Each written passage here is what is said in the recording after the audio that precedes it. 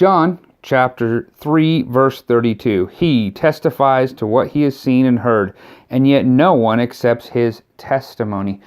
He here is referring to Jesus. Jesus testifies to what he has seen and heard in the heavenly spheres, at the creation of the world, in relationship with the Trinity.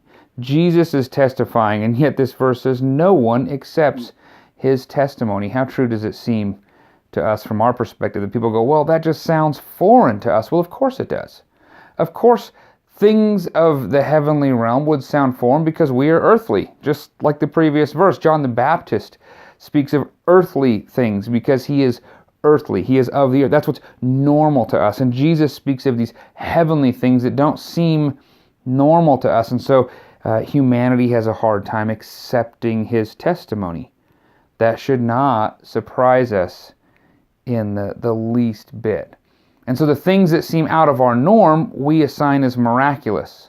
We assign as maybe even unreasonable because we don't know them, but how unreasonable are they? We are earthly beings, and one who has come from something so much greater is coming to talk about something so much greater, and yet we judge him and his message, Jesus, by earthly standards. How ridiculous is that? This text is going to get into a little bit more detail on what is true and what is not true, and why they rejected John the Baptist and why they rejected Jesus. This is John, the evangelist, the author of this Gospel's explanation of what was happening here theologically. And we're going to find out that there is more for the one who accepts Jesus' testimony in the next verse.